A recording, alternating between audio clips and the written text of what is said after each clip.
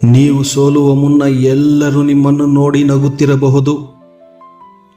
ನಿಮ್ಮ ಯೋಜನೆಗಳ ಬಗ್ಗೆ ಜನರಿಗೆ ಗೊತ್ತಿಲ್ಲದಿದ್ದಾಗ ಅವರು ನಿಮ್ಮನ್ನು ಅಸಮರ್ಥರೆಂದು ಕರೆಯಬಹುದು. ಆದರೆ ನೆನಪಿಡಿ, ಬಿರುಗಾಳಿ ಬರುವ ಮುನ್ನ ಸಮುದ್ರ ಯಾವಾಗಲೂ ಶಾಂತವಾಗಿರುತ್ತದೆ. ನಿಮ್ಮ ಮೌನವು ಸಮಾಜಕ್ಕೆ ನಿಗೂಢವಾಗಿರಲಿ, ಆದರೆ ಅದು ನಿಮ್ಮ ಯಶಸ್ಸಿನ ಅಡಿಪಾಯವಾಗಿರಲಿ.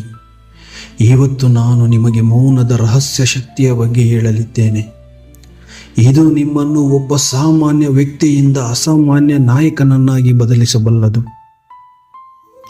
ನಾವು ಯಾಕೆ ಅತಿಯಾಗಿ ಮಾತನಾಡುತ್ತೇವೆ ಗೊತ್ತಾ? ನಮಗೆ ಇತರರಿಂದ ಮೆಚ್ಚುಗೆ ಬೇಕು. ನಾವು ಮಾಡುವ ಸಣ್ಣ ಕೆಲಸವನ್ನು ಜಗತ್ತಿಗೆ ತೋರಿಸಿಕೊಳ್ಳಲು ಹಂಬಲಿಸುತ್ತೇವೆ. ಯಾವಾಗ ನೀವು ಇತರರ ಮೆಚ್ಚುಗೆಗಾಗಿ ಹಂಬಲಿಸುತ್ತೀರೋ ಆಗ ನೀವು ನಿಮ್ಮ ಶಕ್ತಿಯನ್ನು ಅವರಿಗೆ ದಾನ ಮಾಡುತ್ತಿದ್ದೀರಿ ಎಂದರ್ಥ. ನಿಮ್ಮ ಕನಸುಗಳನ್ನು ನಿಮ್ಮೊಳಗೆ ಅದುಮಿಟ್ಟುಕೊಳ್ಳಿ. ಆ ಬೆಂಕಿಯನ್ನು ಮೌನವಾಗಿ ಉರಿಯಲು ಬಿಡಿ. ಅದು ಜಗತ್ತಿಗೆ ಬೆಳಕಾಗಿ ಕಾಣಬೇಕೇ ಹೊರತು ಹೊಗೆಯಾಗಿ ಸದ್ದು ಮಾಡಬಾರದು. ಬುದ್ಧಿವಂತ ವ್ಯಕ್ತಿ ವಾದವನ್ನು ಗೆಲ್ಲಲು ಪ್ರಯತ್ನಿಸುವುದಿಲ್ಲ, ಬದಲಿಗೆ ತನ್ನ ಶಾಂತತೆಯಿಂದ ಎದುರಾಳಿಯನ್ನು ಸೋಲಿಸುತ್ತಾನೆ.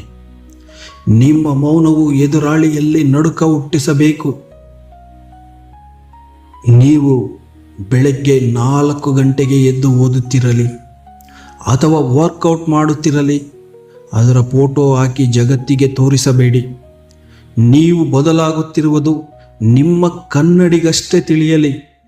ನಿಮ್ಮ ಬಾಡಿ ಅಥವಾ ನಿಮ್ಮ ರಿಸಲ್ಟ್ ಮಾತನಾಡಿದಾಗ ಜಗತ್ತೇ ಮೌನವಾಗುತ್ತದೆ.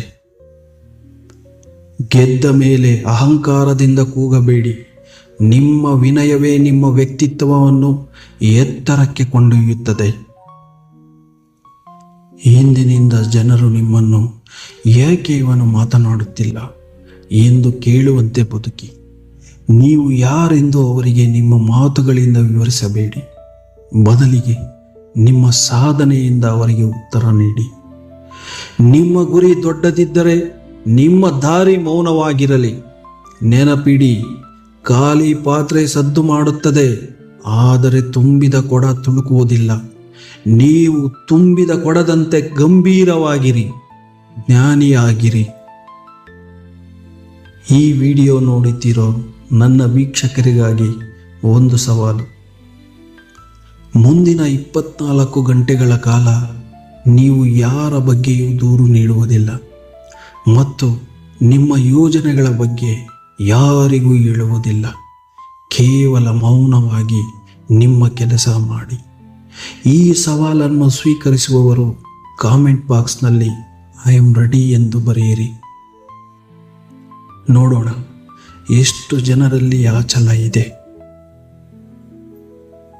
ನಿಮ್ಮ ಮೌನವು ನಿಮ್ಮ ಅಸ್ತ್ರವಾಗಲಿ. ಇಂತಹ ಕಟ್ಟು ಸತ್ಯ ಮತ್ತು ಸ್ಫೂರ್ತಿದಾಯಕ ವಿಷಯಗಳಿಗಾಗಿ ನಮ್ಮ ಚಾನಲನ್ನು ಸಬ್ಸ್ಕ್ರೈಬ್ ಮಾಡಿ. ನೆನಪಿರಲಿ, ನಿಮ್ಮ ಯಶಸ್ಸಿನ ಸದ್ದು ಇಡೀ ಜಗತ್ತಿಗೆ ಕೇಳಿಸಬೇಕು.